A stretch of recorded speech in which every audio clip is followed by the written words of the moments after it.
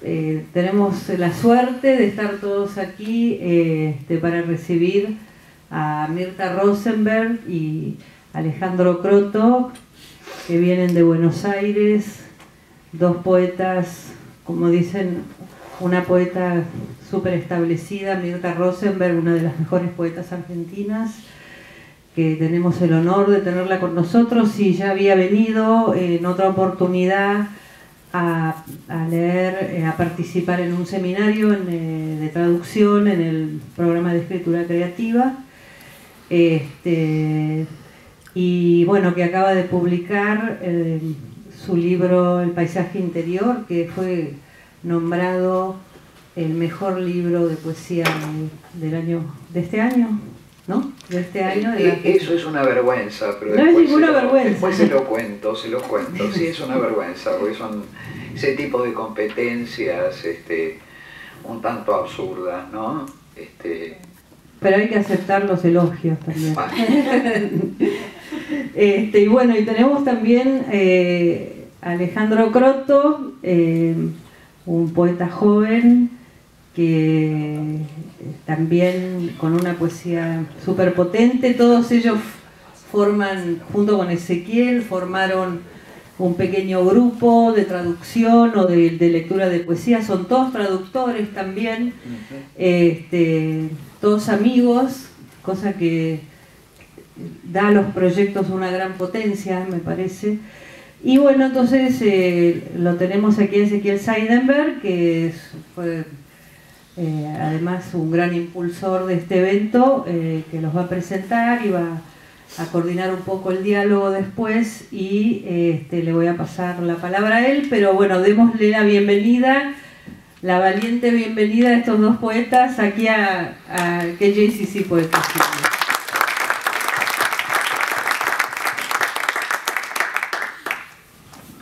Bueno, buenas noches, ¿cómo están? Qué gusto verlos.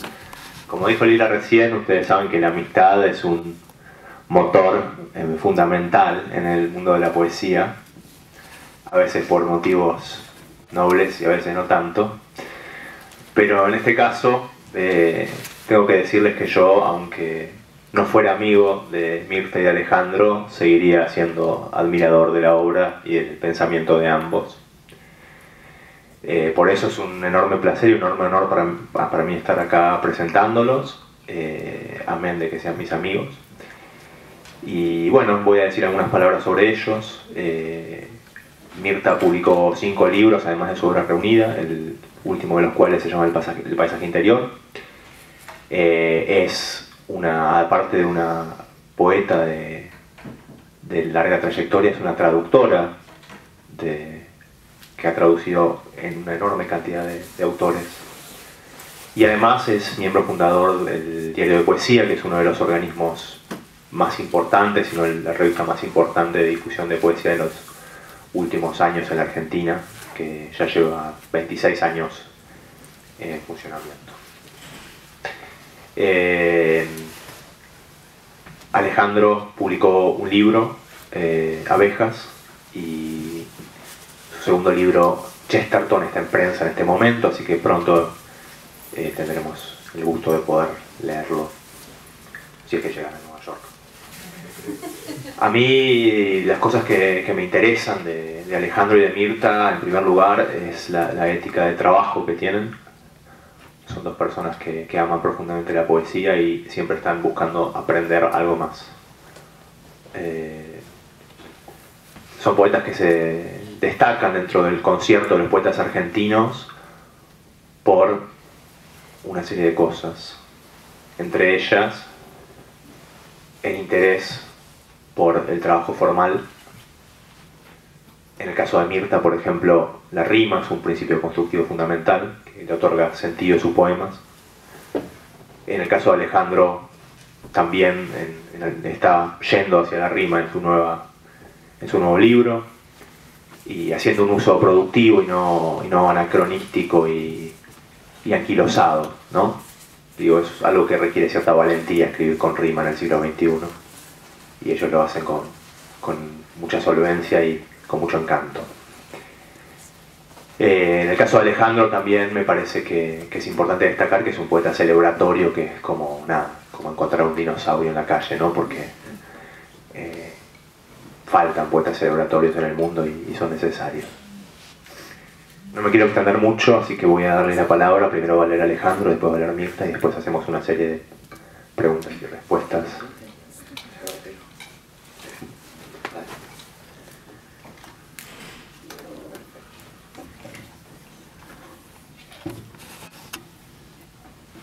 Muchísimas gracias, Ezequiel, Mirta y Lila, y me da mucho gusto estar acá. El primer poema que voy a leer es un poema del libro Abejas, que es una suerte de arte poética y arsuiwendio. Se llama De lo que abunda el corazón hable la boca. De lo que abunda el corazón hable la boca. En esta viva sal quedémonos, que quema sin consumir, en esta levadura que de los huesos secos saca abejas, miel multiplicada, en esta savia que en el bloque del pecho irriga un corazón de carne y despierta los ojos con su corriente limpia, y remontémosla dejándonos en el fermento de sus uvas, cada día, de lo que abunda, el corazón hable la boca. El segundo poema se llama En el aras va a dar que hablar y requiere una mínima introducción, me parece, porque es un poema narrativo y habla de una cosa que sucede en los aras de cría de caballos de carrera, que es que para conocer si la yegua está en celo antes de traer al padrillo, porque si la yegua no acepta ser montada, puede patearlo, morderlo, etc., traen un caballo que así es estéril, pero sigue siendo potente, para que pruebe montar a la yegua, y si la yegua lo acepta, sacan al retajo cuando estás por montar a la yegua y traen al otro, ¿no? Eso es lo que cuenta el poema. Se llama En el aras va a dar que hablar. Hasta el corral de tierra y tablas trajeron el retajo. Un criollo sin halo genealógico, sin nombre inglés o propio o sangre pura, a que probara a conocer si estaba lista la alazana alzada como un dios entre jejenes en la luz amarilla de la tarde con tormenta de fondo. A ver si estaba honda y dispuesta. Veterinarios jóvenes de blancos guardapolos entreabiertos entraron el retajo, lazo al cuello, y el caballo meneaba cabizbajo entre resoplos la cabeza y de repente la levantaba señalando a la alazana espléndida, y la yegua tirante, sus hollares finísimos alerta, casi ciervo, miraba de reojo mientras daba su grupa florecida. Y se hizo agua un poquito, se iba abriendo, parpadeaba su sexo y apartaba la cola, y el criollo era potencia aproximándose creciente hasta montar la yegua, y lo desviaron, las manos enguantadas, lo sacaron tirándolo del lazo, y uno dijo: está lista, buscalo al equalize que por las dudas la maneo. Y mientras se acercaba por momentos de costado, luego enseguida pecho al frente, desplegándose altivo, cabeceando el aire que rompía el paso fino, el padrillo valioso, se llevaron al otro hasta un corral con bebedero hasta mañana, y el retajo ya manso, hocico en agua, temblaba en ráfagas oscuras con mínimos relámpagos. No había viento, se venía la noche. Y último de este libro se llama Las palomas. Es un recuerdo infantil. Hay que ponerse rápido las medias porque el piso de piedra está frío. En la cocina desayunamos leche, pan con manteca y miel. Después salimos a cazar palomas con nuestro rifle de aire comprimido, mi hermano y yo con menos de 11 años y con botas de goma, camisa gruesa a cuadros y balines en el bolsillo, 2 o 3, los próximos a usar van en la boca. Vamos dejando huellas en la helada que empieza a deshacerse. Vamos alerta entre las ramas de los plátanos, los altos eucaliptos, el nogal, las casuarinas, los álamos de laras, la pileta. Un tiro cada uno, caminando, señalando de a ratos las copas del otoño. Después, detrás del lavadero, entre frutales, las desplumamos y las destripamos. Sosteniendo en la izquierda el peso tibio, vamos sacando plumas con la otra, las más largas y duras en la cola y el ala, las fáciles del pecho, las cortitas y oscuras de la espalda, las más suaves en el flanco, debajo de las alas, en la axila. Van quedando en los yuyos enredadas hacia el lado del viento, pegadas en las manos, suspendidas del aire cuando se arremolina de repente. Después vamos vaciando el cuerpo, mucho más chico ahora en relación a la cabeza. Primero el buche, a veces con semillas de girasol intactas que se pueden comer, apenas agrias, y metiendo con fuerza los dedos hacia arriba donde termina el esternón, girándolos dentro del cuerpo todavía caliente, agarrando y tirando para abajo. Arrancamos los largos intestinos y la panza, sacamos los pulmones como una esponja rosa pegada a las costillas, los riñones, el hígado, el quieto corazón que los perros atrapan sin que toquen el suelo. En la canilla lavamos las palomas y les cortamos la cabeza, las atamos, subidos a un banquito de la pata a un alambre hasta la noche. Las manos queman por el frío del agua, brillan los cuerpos en el aire al sol. La vida es material y la materia es difícil, sagrada.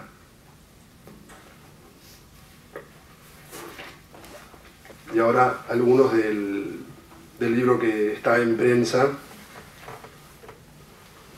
y si el hijo de la señora Mirta Rosenberg, que es el editor de Bajo la Luna, no me mintió, tendría que estar a principios de abril en las calles.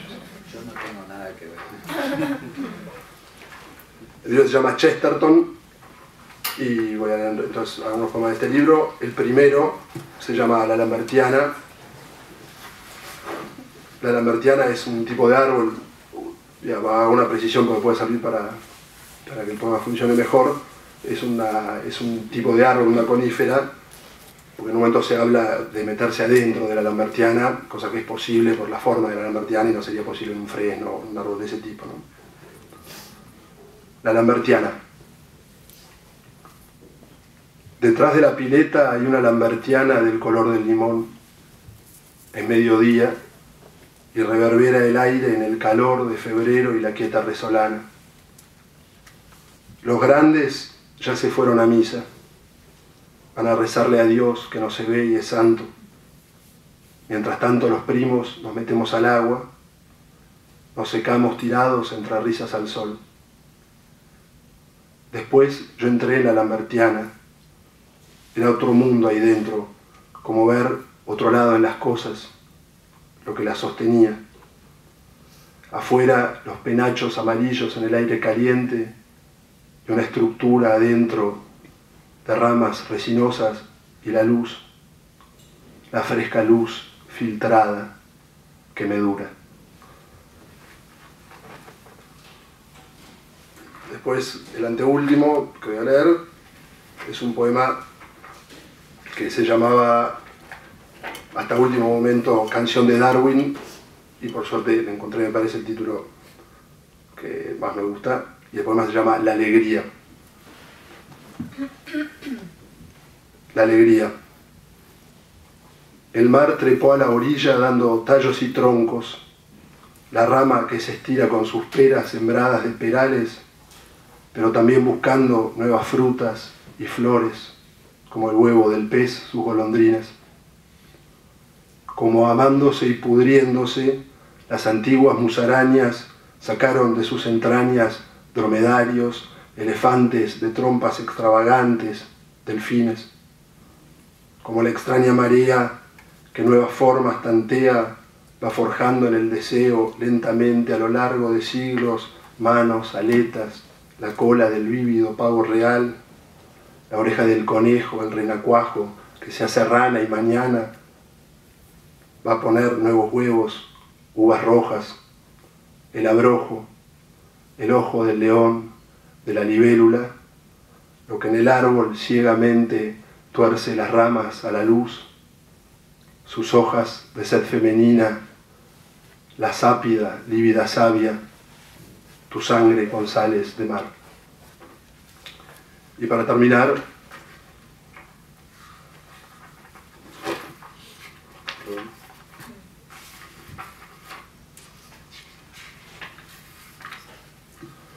un poema que se llama Acá el fuego transforma la madera.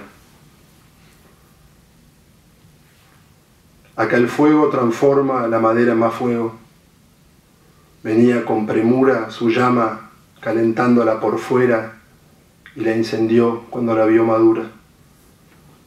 Y aunque sea fuego, es agua verdadera, una fuente que emana con dulzura, y esta sed que uno sacia cuanto quiera en el agua, saciándose perdura. Es fuego que al morderte te repara, corriente enamorada de agua clara. Fuego feroz de llama tierna, pira, manantial que renueva el que lo mira. Es fuego, es agua, el vivo amor. Ahora tiembla el dulce poder que me enamora. Muchas gracias.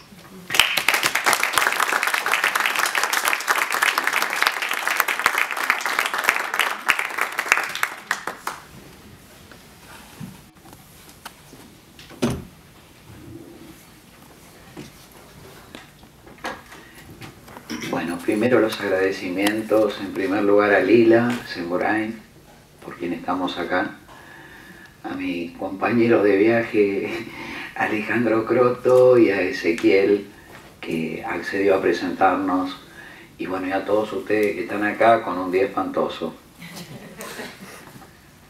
Les voy a leer del Paisaje Interior, que es un libro que acaba de salir y que me enorgullece mucho.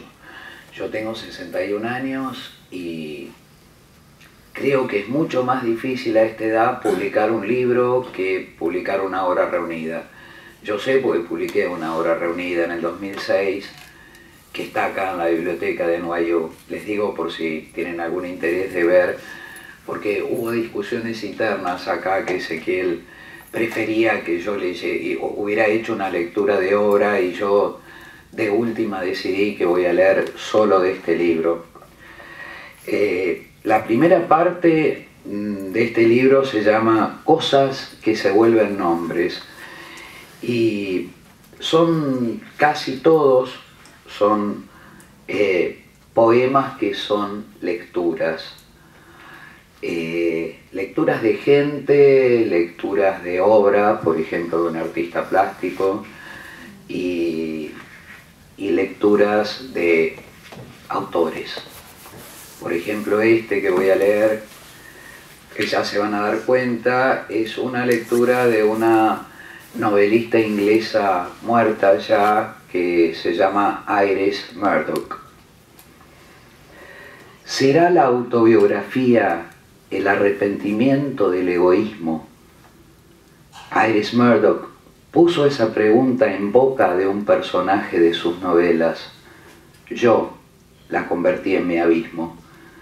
Según he descubierto, lo vivido noche y día que la escritura pretende rescatar, la gramática que ordena que una misma se ordene en su tic-tac, que entre en su reflejo y vaya más allá, donde no hay signos conocidos, y cada gesto resabido, cada tropo ya no presta más servicio, deja en suspenso el egoísmo, desconcierta el vicio del yo, permite atisbar lo que no es yo, que ya no aterra.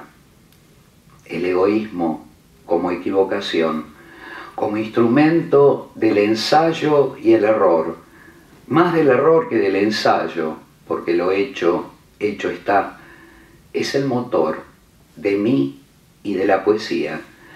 Mi egoísmo se llama Iris, en honor a su descubridora, que lo sacó a la luz detallado y entero en cada verso que yo escribía, y desde entonces me acompaña en cada ensayo de arrepentimiento a toda hora ensayo, y a toda hora Iris, fortalecida en mi obstinación, me ocupa como una palidez. Así es, al punto que ya no puedo distinguir el arrepentimiento del egoísmo del que querría arrepentirme, y no sé cuál de los dos me mantiene viva, y me cuesta decidirme. Ay, Iris, ¿y si vamos juntas a zambullirnos al leteo sin arrepentirnos de nada al día siguiente? ¿No sería laxante para el deseo y excelente para el sincretismo en mi poesía? Y si nos enamoramos de nuevo, si resucitamos algún viejo amor que a lo mejor ni estuvo vivo porque fue puro egoísmo, ¿no mejoraría mi poesía su intensidad? ¿No mejoraría? No, en verdad sería lo mismo, aunque peor. Se llenaría de adjetivos, de la furia de los sonidos, se haría enrarecida y mentirosa, y yo lamentaría tener que llegar a los 70 en ese estado pueril, llena de error y de terror a perder, febril, mi amor y mi escritura, que casi siempre fueron para mí, egoísta como soy, la sola y misma cosa.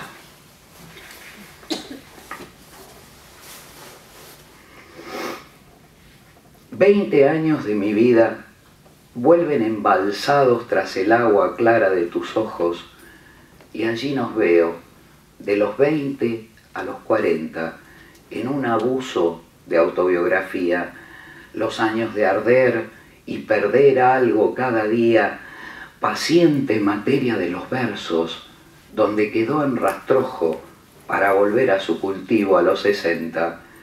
No será tarde, no será un acto de arrojo temerario reanudar la mutua compañía a esta edad cuya sintaxis más honda, segregada y lenta nos somete a oscilaciones y súbitos antojos de un calendario con feriados de manías viejas compartidas, aunque la vida sea todo lo que cuenta. Los años de arder, por esa facultad que al ojo de nombrar, han recibido el bautismo de María, y por más de un motivo, la voluntad que alienta en ese nombre trae una calma nueva y alegría, pese a que el cuerpo consentido, siempre flojo de espíritu y avanzando a tientas, se revele, haciéndose notar y la desmienta. Pero digo, calma somos, no cenizas. Palabras al rojo como risas caldean aún la noche más oscura y la más fría. Está dedicado a dos amigas mías, a Lele Santilli, que es poeta, se llama María, y a María Moreno, que dice que no es poeta, pero yo digo que sí. Bueno, para terminar con esta primera parte de cosas que se vuelven nombre, voy a leer el último. James Fenton, un poeta amigo mío, inglés, me enseñó la eficacia del verso. Traduciéndolo, aprendí que lo que es se puede expresar, idioma terso, con altura y de manera inteligible, o bien puede inventarse un lenguaje que transmita sentimientos y un bagaje de alternativas, otro mundo posible. Gracias, James, por tus caprichos sensibles, por la música cargada de significado de tus poemas. Traducirlos fue casi imposible. El casi es lo que aprendí y agradezco el resultado.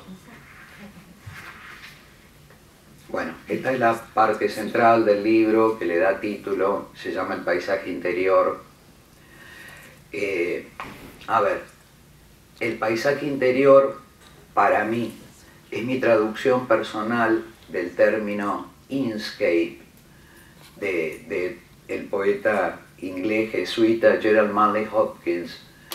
Inscape suele ser, él inventó dos términos, uno es inscape y el otro es instress. Inscape suele ser traducido a mi criterio erróneamente como esencia. Esencia a mí es un término que me recuerda a la repostería, como a la esencia de vainilla, por ejemplo. Y yo le llamo el paisaje interior porque el inscape es algo así como volver los ojos hacia adentro y encontrar algo ahí que sea posiblemente una pequeña revelación, algo así como la epifanía de Joyce, o algo más chiquito, no tan enorme. Capítulo de un poeta peruano que a mí me gusta mucho, que es José Watanabe, que dice: y si mi cuerpo sigue siendo la parte blanda de la montaña, sabré que aún no soy la montaña.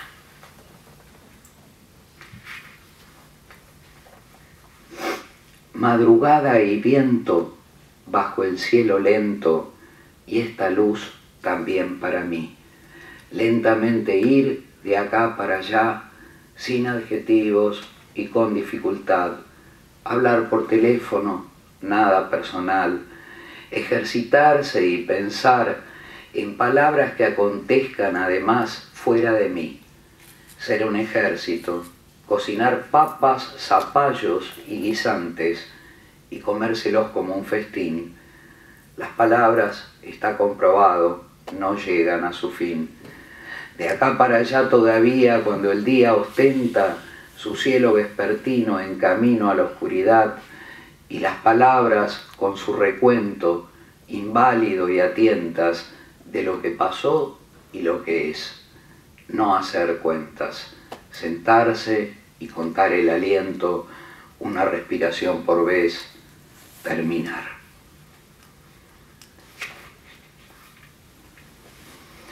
La casa se convirtió en mi madre, un caparazón que me cuida y me encarcela.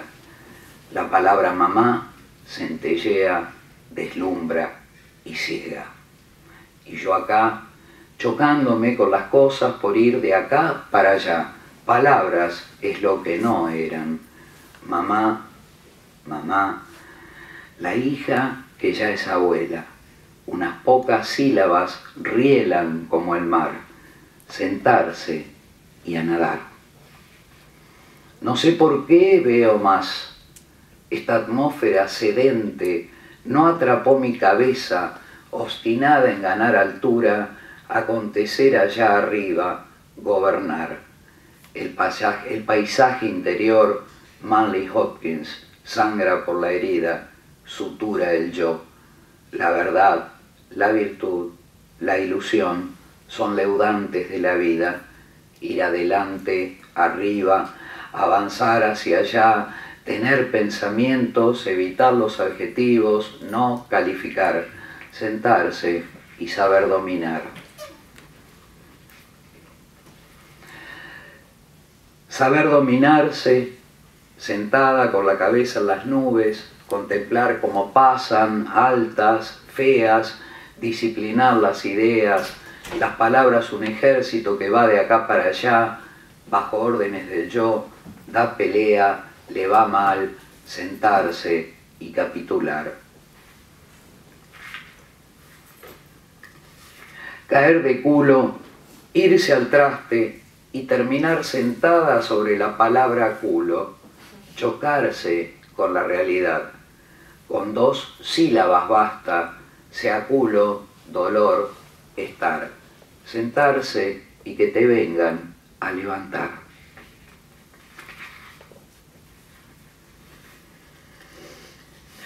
Bajó mi centro de gravedad.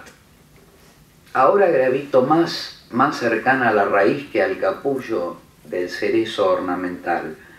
Se está floreando una rama en el florero que era de mi papá, al limonero y su tronco que a los limones que da. En el patio de mi hijo hunde verde y amarillo. Busco cosas para poder decirlo. Se encogió mi yo, perdió brillo, dejó de actuar a Iris Murdoch el teatro de los sentimientos, porque se acortó el intervalo entre pies y coronilla. Ahora siente de verdad, y yo no miento, sentarse y no contestar.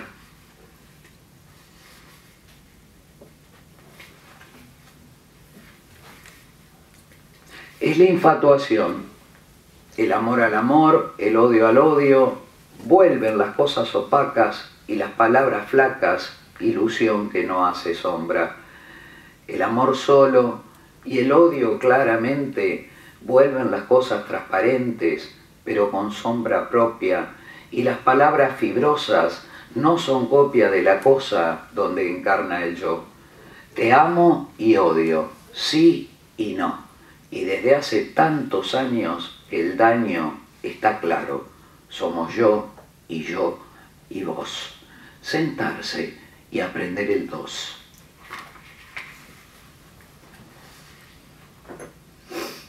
Las emociones del medio, dice Iris Murdoch, se actúan. Solo son de verdad las del tope o de la base de la personalidad, las de verdad extremas. Un huerto personal lleno de especies monstruosas, árboles que se van haciendo árboles, todas sus orugas se van haciendo hojas, dice García Valdés, y ahí se quedan testigos invisibles, ominosos, resultados de que viví, sobreactué y estoy arrepentida de mi incursión mendaz en el teatro. Sentarse y al último acto. El último de esta zona. Dichosa aquella Vítor Gombrowicz, que en el mes 10 cumple 60, el día 7, y se alegra de haber llegado y de poder hacer la cuenta. Es el día del perdón, buena ocasión para que toda mi familia judía me ofrezca absolución, porque jamás les hice nada, ni pedí. Aquí, sentada, con mi propio libro de números, largo y asimétrico como el húmero, ni levita ni juanita, advierto que soy todo un pueblo si tengo en cuenta el dolor, mis lecturas aplicadas y yo. El resultado de censar mi vida trae esta frase pulida y Gombrowicz tiene razón. No hay horror que no consiga amor. No, no hay. Y hay. Tampoco hay nada mejor. Sentarse y aún a oscuras proseguir con la lectura. La última parte de este libro se llama Bestiario Íntimo. Esto que se llama Bestiario Íntimo es algo que yo vengo escribiendo hace muchos años. Así como hay gente que guarda piedritas o un botón para recordar un hecho importante de su vida, yo cada vez que me pasa algo que me parece importante escribo un poema de animales. Entonces, voy a leer alguno. Voy a leer este, que es el autobiográfico. Como ustedes verán, todo esto gira de alguna manera alrededor de la autobiografía tomada desde distintos lugares. Este es el último que voy a leer. Si alguien querría ser una tortuga, sería yo. Hacer de una sección cónica mi propia sede prehistórica alojada en la espina dorsal. Ser tortuga tiene algo de ideal. Desde joven luce arrugas y en sentido literal se hace mayor por los años. A más edad, más tamaño. Postmatrimonial, sin lazos familiares, después de desovar, igual a todas y cada una, naturalmente hija de la luna, Sin embargo, no hay cisma entre ella misma y sus lares. Entre tantos avatares, para mí, que estoy en mí, puro apremio, sin molicie, poco cuenta que sea lenta su marcha en la superficie.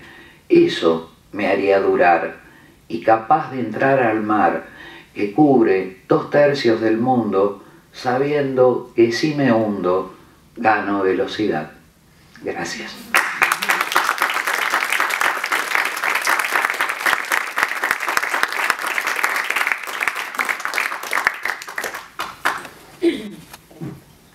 Y ahora a mí me gustaría, yo le pedí a Ezequiel que para acompañarnos a nosotros exponga un poco y lea un poema. Pues ya nos presentó que es una situación muy cómoda y demás. Entonces, que él también lea al menos un poema. Bueno, gracias por ponerme en este brete. ¿Se lo diste el poema? Sí, lo tenía acá. A ver, en un solo poema, es un poema muy viejo y sigue siendo lo único que hice que creo que vale la pena. Bueno, no es poco. Doxa. Me quedé y me olvidé de que tenía que haberme quedado trabajando, quizás, y abrí los ojos grande, hice una carpa con los codos y el encuentro de las manos. Puse la cara encima. Esa película abrasiva, el halo capilar que empieza a titilarme entre las palmas, eso no puede ser mi gloria.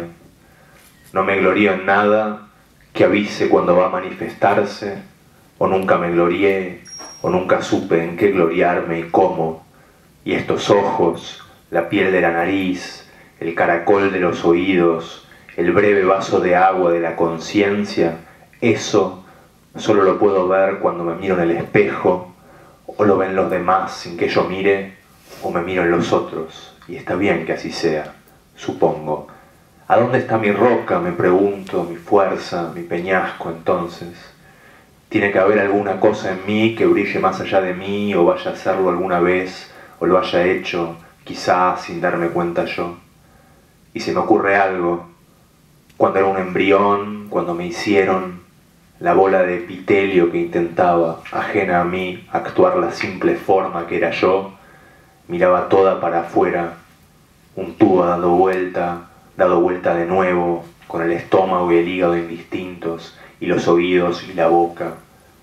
La misma superficie, un guante solo, única esponja flor posada sobre el mismo, único eje, fisonomía pura en el abigarrado aire del vientre de mamá. Debía haber un brillo ahí que se perdió cuando la cara ya formada se tragó todo el resto, cuando por un pudor que no me dieron a elegir, ¿acaso el artificio le reclama al artífice, ¿por qué me hiciste así? Un resto de esa gracia se ocultó en las sucesivas dimensiones desplegadas, aquel aumento sordo de espesor y de entidad que me permitiría ver el mundo como un mundo luego. Y ahora estoy pensando en esa parte que quedó indigesta, y hay algo que me arrastra, una corriente subcutánea o algo menos solemne acaso, al nombre que me dieron para darme la fuerza.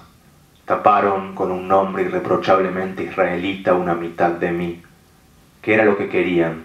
Que supiera que si quería ser más parecido a lo que fuera a ser, iba a tener que ser distinto de eso. Mi gracia, un trabalenguas perfectamente hebreo. ¿Acaso se trataba de algo así como un Scrabble de la identidad?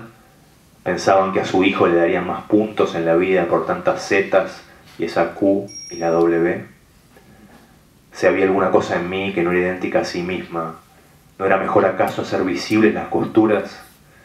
Si a fin de cuentas la matriz que me engendró jamás escuchó hablar de chica sobre el gueto, ni tuvo que saber qué cosa es el exilio en carne propia, hasta que, bueno, se exilió papá.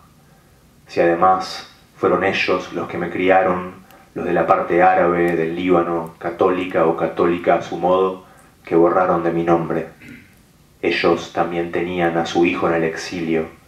¿Acaso también él estableció su alianza en el desierto y lo llevaron como a Elías, pero pagó la sangre porque era de otro pueblo y el sarcoma le recubrió la espalda como un mapa? ¿Querían que yo fuera su Eliseo? que tomase las 2/3 partes de su gracia. Hasta les daba a veces por llamarme con su mismo apodo.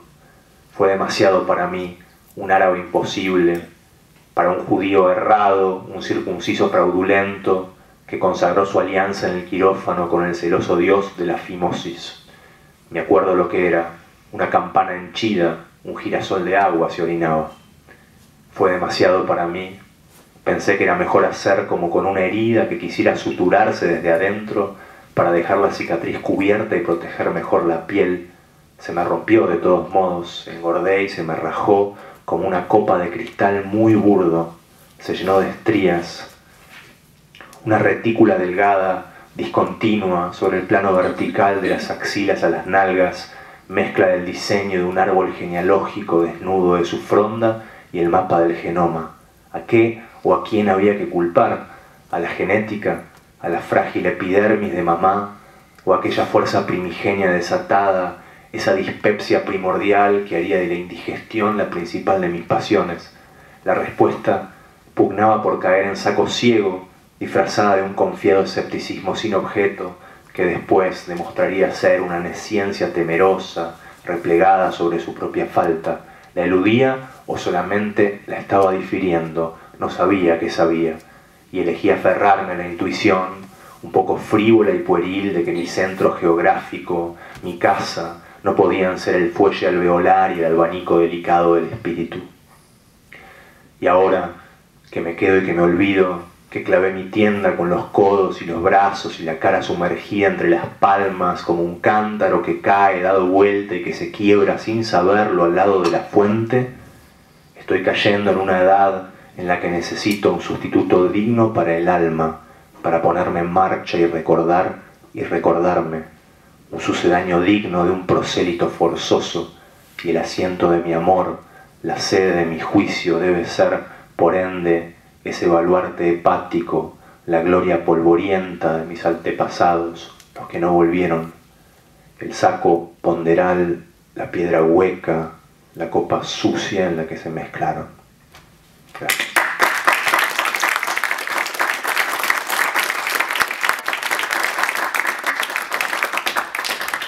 Ahora vamos a habilitar una serie de preguntas y respuestas, así que quien quiera preguntarle algo a Mirta o a Alejandro, o a ambos a la vez, por favor, levante la mano, silbe o haga algún tipo de gesto.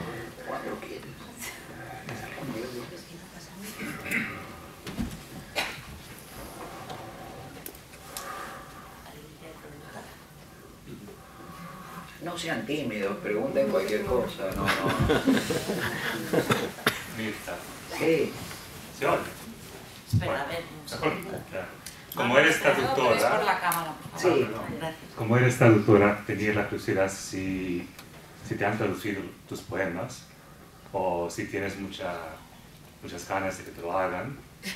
Y si lo han hecho, ¿qué te han parecido la traducción? Mira, me han traducido algunos poemas y en este momento hay alguien que está en la traducción de este libro, que es una joven poeta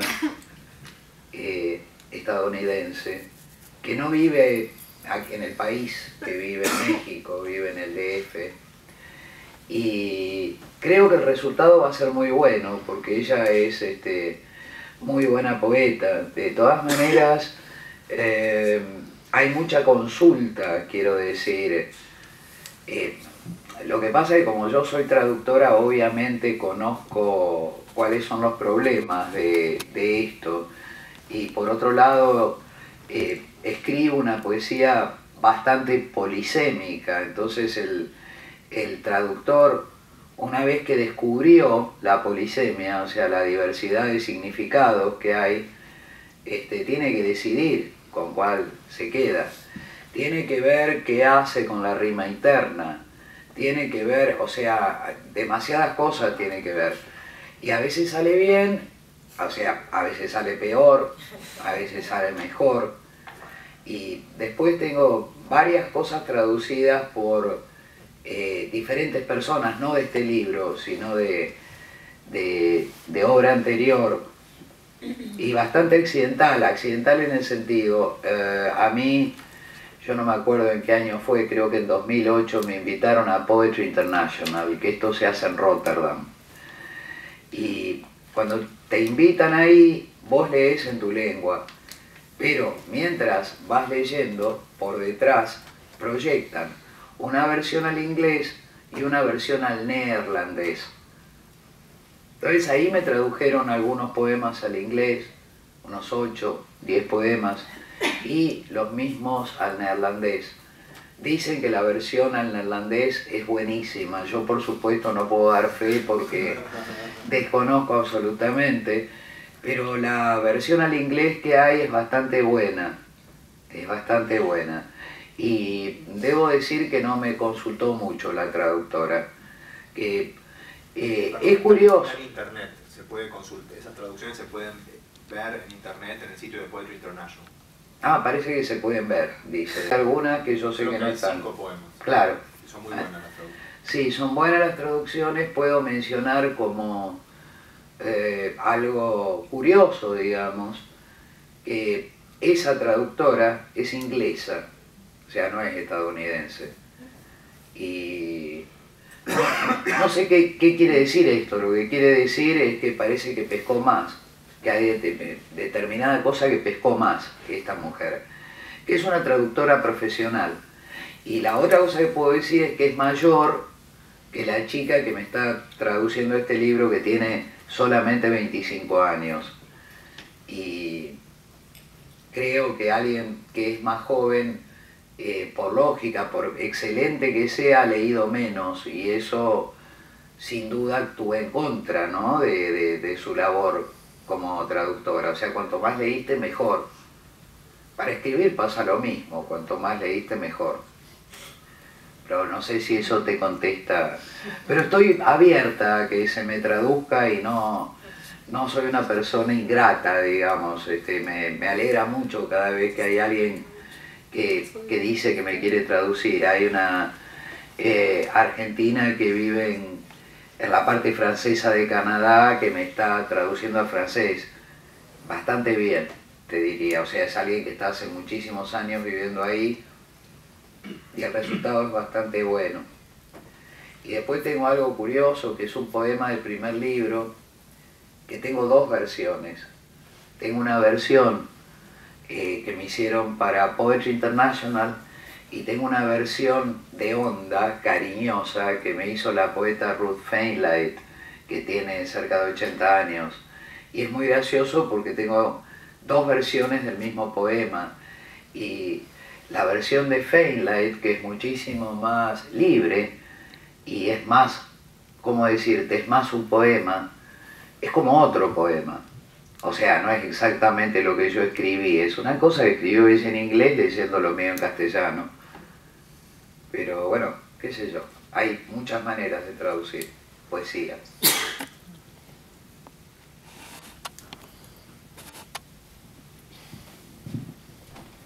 Tengo una pregunta para Alejandro y otra para Mirta.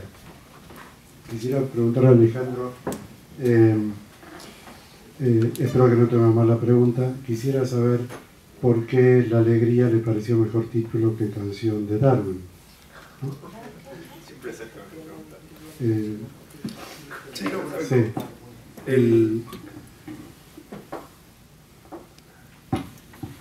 En realidad,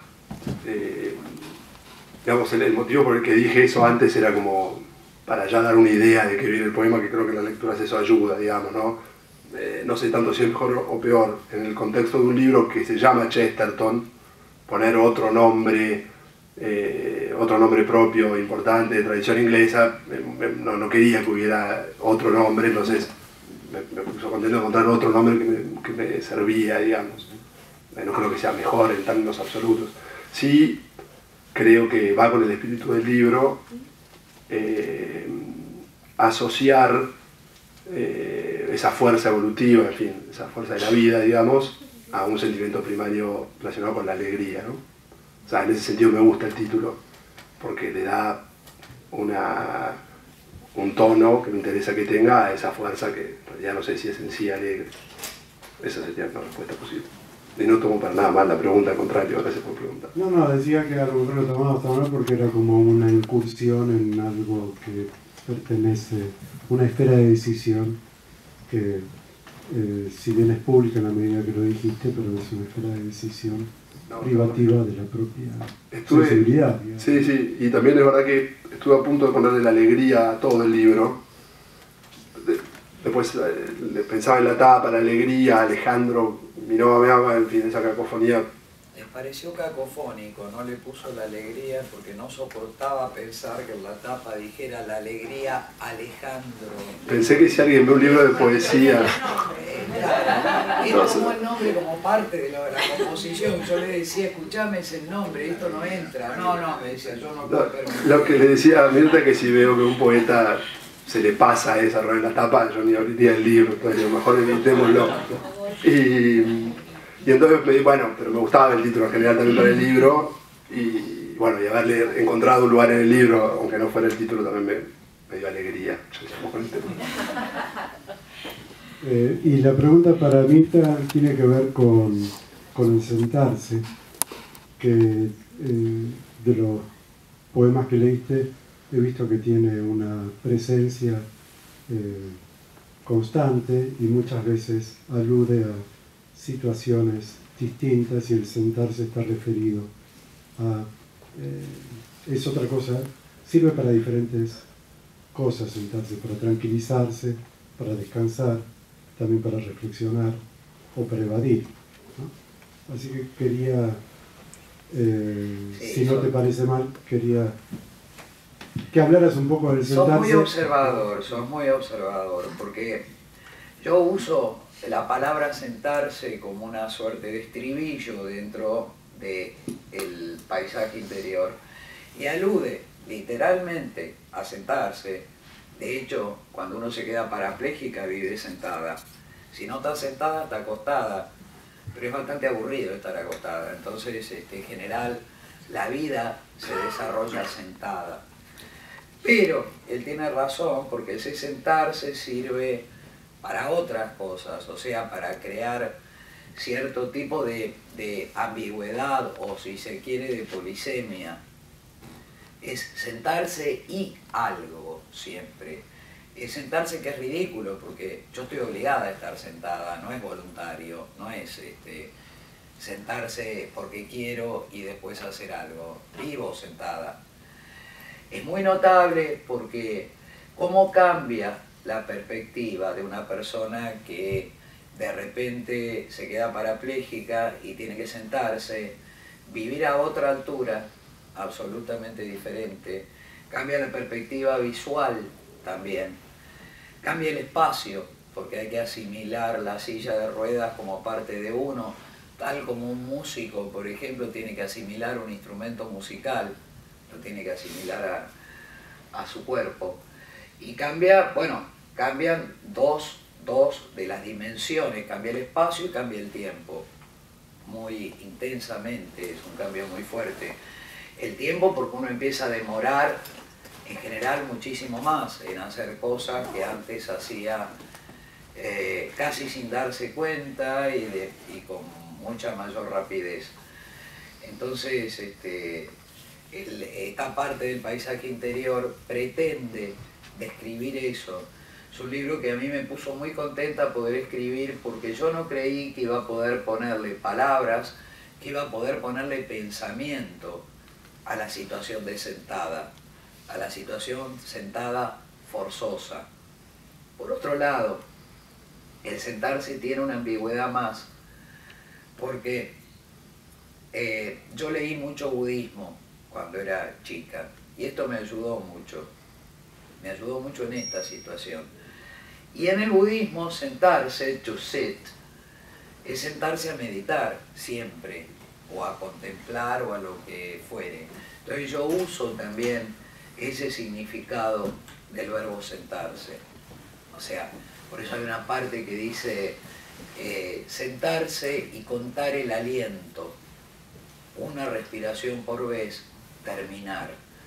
Eso de sentarse y contar el aliento es la técnica básica de la meditación, que es ir contando cada una de las respiraciones.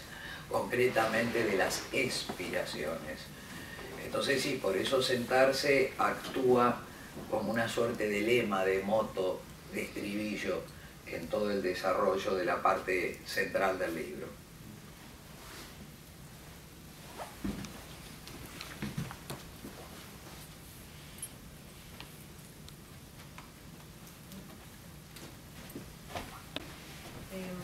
Esta es una... No, poco,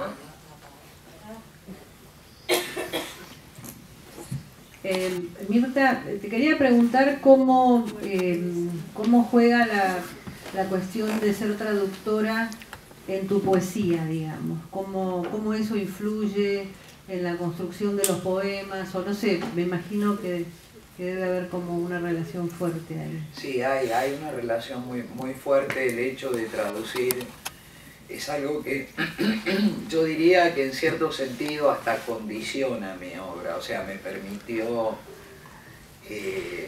escribir muchas cosas y de maneras que posiblemente no hubiera escrito si no hubiera sido traductora. Este libro tiene una cuarta parte que se llama Conversos, que son traducciones. O sea, yo emulando cierta tradición que hay en la poesía argentina, que fue inaugurada por Alberto Girri, que incluía en sus libros una zona de traducciones, y que luego un amigo, que es Charlie Feiling, que murió, que publicó un solo libro de poesía que se llamó Amor a Roma, que tengo entendido que ahora va a ser reeditado, por fortuna, y era traductor, traducía del inglés, él era de familia británica, y del latín. Entonces Charlie fue aún más al extremo, porque le puso poemas a los originales, o sea, los poemas que él iba a traducir, y versiones a las versiones, pero también a sus propios poemas. O sea, él consideró que su poesía era hija de la traducción directamente. Por eso digo que fue al extremo más absoluto de esta situación de traducir y escribir. Si ustedes me permiten y no se aburren, si se aburren me dicen. Les quiero leer una traducción de los Conversos.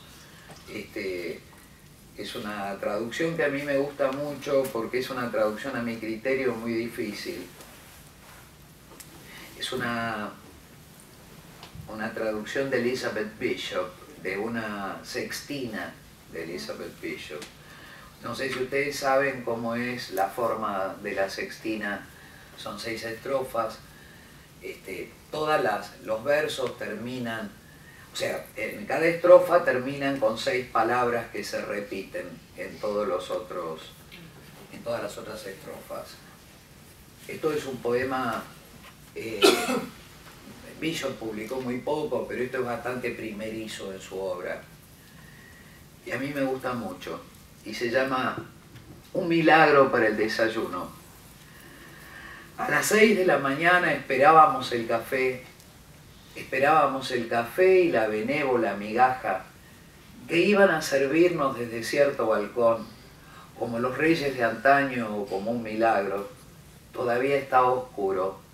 Un pie del sol se asentaba sobre una larga onda del río. Termina la primera estrofa. El primer ferry del día acababa de cruzar el río. Hacía tanto frío que esperábamos que el café estuviera muy caliente, viendo que el sol no iba a calentarnos y que la migaja fuera una hogaza para cada uno, enmantecada por milagro. A las 7 un hombre salió al balcón. Permaneció por un minuto solo en el balcón, mirando por sobre nuestras cabezas el río. Un criado le entregó los ingredientes de un milagro, consistentes en una solitaria taza de café y un panecillo que él convirtió en migajas, con su cabeza, por así decirlo, en las nubes, junto con el sol. El hombre estaba loco. ¿Qué pretendía hacer bajo el sol allá arriba, en ese balcón? Cada hombre recibió una dura migaja que algunos arrojaron despectivamente al río y en una taza una gota de café. Algunos nos quedamos allí esperando el milagro. Diré lo que vi a continuación. No era un milagro. Una bella villa se erguía al sol y de sus puertas salía aroma a humeante café. En la fachada, barroco, de yeso blanco, un balcón, añadido por los pájaros que anidan junto al río. Vi eso sin despegar los ojos de mi migaja, y galerías y recámaras de mármol. Mi migaja era mi mansión, hecha para mí por milagro, a lo largo de los siglos, por insectos, pájaros y el río que talla la piedra. Cada día al sol, a la hora del desayuno, me siento en mi balcón con los pies en alto y tomo litros de café. Lamimos la migaja y tragamos el café. Del otro lado del río, una ventana se encendió con el sol, como si el milagro se hubiera equivocado de balcón. Yo admiro muchísimo a Bello. El poder traducir esto es para mí, no sé si un orgullo, es algo que me produce cierta seguridad interna para escribir. Digamos, poder hacer esto. Poder obedecer además, o sea, poder obedecer a ciertas reglas, poder acomodarme dentro de una estructura de otro, en este caso de Bello. Pero me da elementos y me da seguridad para cuando estoy escribiendo. O sea, yo digo, la traducción para mí es importantísima. Y lo que aprendí traduciendo, lo que aprendí de escribir, digamos, traduciendo.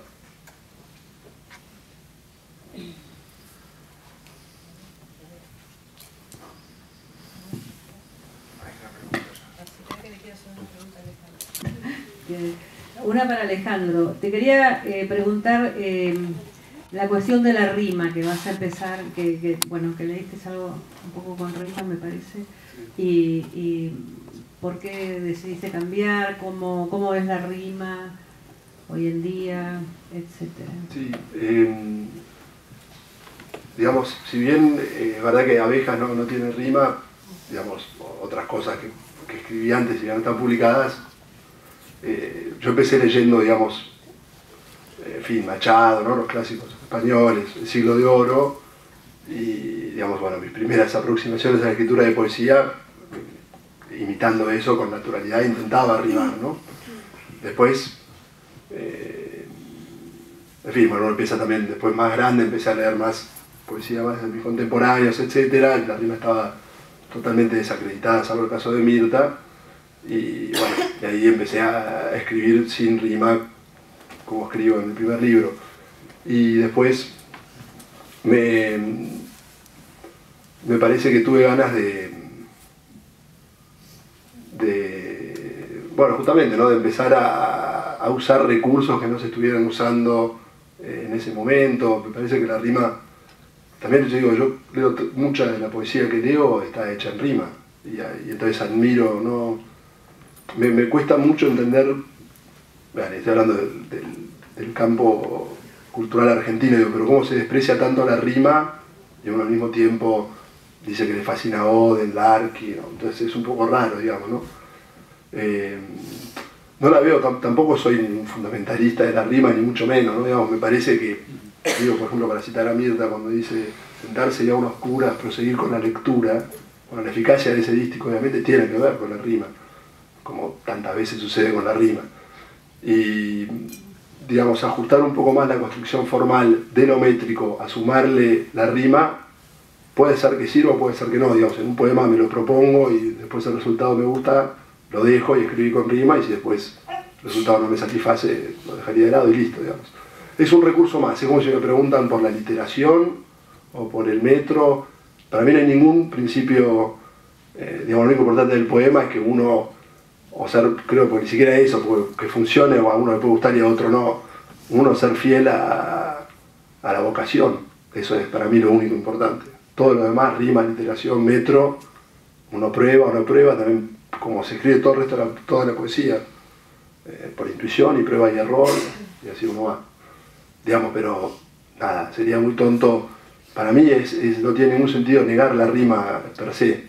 Digamos, basta ver un poco de historia de poesía para entender la fuerza que tiene y es una herramienta extraordinaria. Entonces la uso porque creo que puede servir, simplemente esa sería la respuesta. Hay una pregunta por allá al fondo.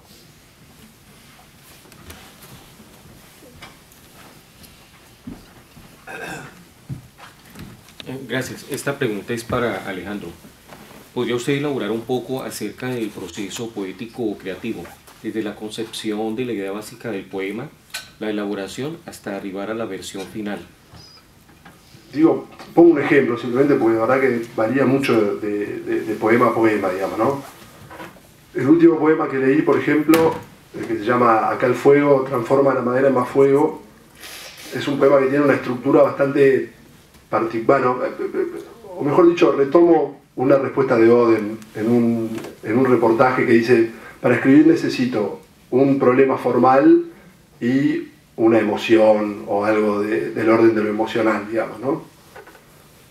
Y creo que es una respuesta que por lo menos describe muy bien mi proceso creativo.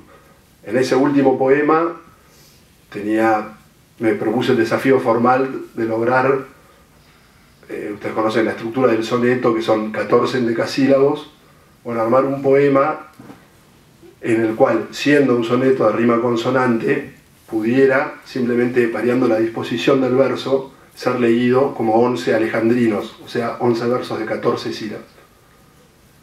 Ese era el desafío formal y bueno, la apuesta fue tratar de que el tema o la emoción que el poema tratara de generar fuera el estado de contemplación mística. No digo que el poema lo logre, por supuesto, digamos, ¿no? Pero acá el fuego transforma la madera en más fuego es perífrasis de San Juan cuando explica el cántico espiritual. Y también la idea esa de que el amor divino es fuego y es agua, también es todo San Juan, digamos. En realidad el poema es un pastiche de San Juan puesto en esa estructura, digamos, ¿no? Después tengo poemas mucho más sencillos, bueno, los que leí, los más narrativos, bueno, ahí simplemente hay un recuerdo infantil en el que siento que puede haber alguna potencia, por lo que sugiere, ¿no? Bueno, el caso es un principio constructivo que repito bastante, ¿no? Las palomas está la idea sacrificial y como la idea religiosa en el sentido de religarnos con lo sagrado de lo sacrificial. Bueno, esa idea me parece, por ejemplo, que puede estar operando en un poema aparentemente mucho más plano, como la descripción de la cacería de las palomas, etc. Y bueno, ahí la regla formal es simplemente el metro y bueno, ir construyéndolo. Después son todas estrategias, ¿no? Contarlo en presente para darle cierto aire de eternidad. Bueno, el fin que sea, que en este caso es una frase así como: en la materia es difícil, sagrada, una cosa así más como una gran verdad contrastada con la cosa narrativa. Así, técnicas, en fin.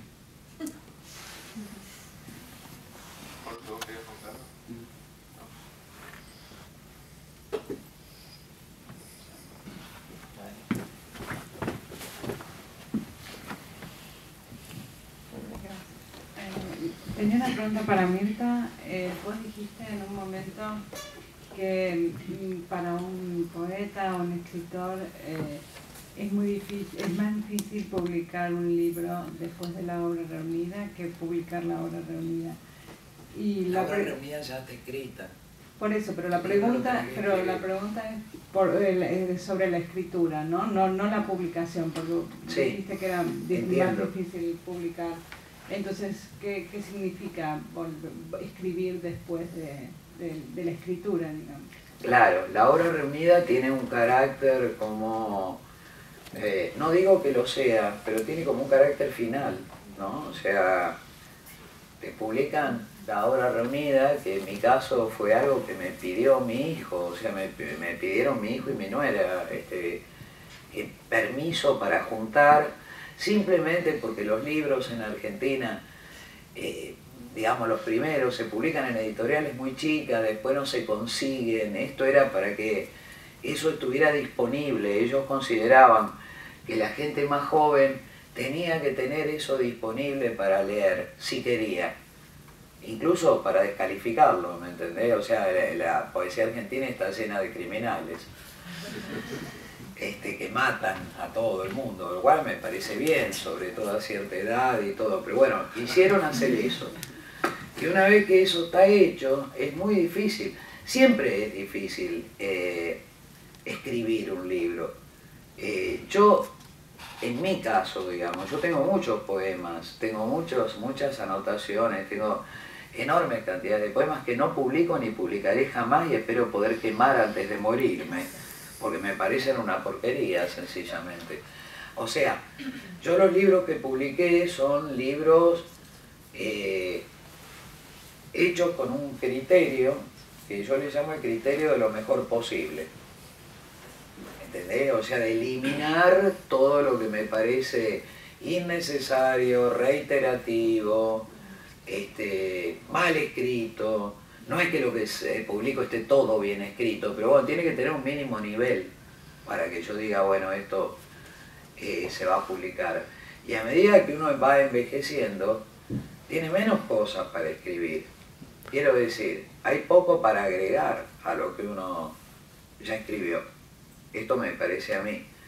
Y yo no estoy muy de acuerdo con la gente que se pasa toda la vida escribiendo lo mismo. Digamos, con libros de 150 páginas cada vez, y eso es lo que yo llamo agarrar la maquinita de hacer poemas y darle. Es algo que cualquiera que tenga un mínimo de habilidad retórica puede lograr. Y yo creo que soy más exigente para lo que yo escribo y también en mi lectura de lo que escriben los demás. Entonces, bueno, por eso decía, después de que te sacan una obra reunida, no es fácil escribir otro libro. O sea, otro libro que uno considere que completa eso ya, que ya está publicado, que sirve para agregar algo. Y yo creo que a nadie, dejando de lado mi caso, yo creo que a nadie le resulta muy fácil agregar algo a los 60 años. No es sencillo. A menos que uno tenga realmente una revelación.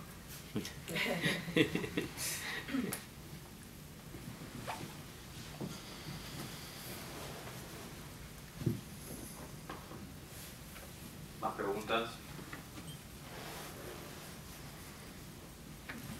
Bueno, a la cuenta de 3 cerramos el remate y nada, los invitamos a beber y comer del catering. Gracias. Las palomitas.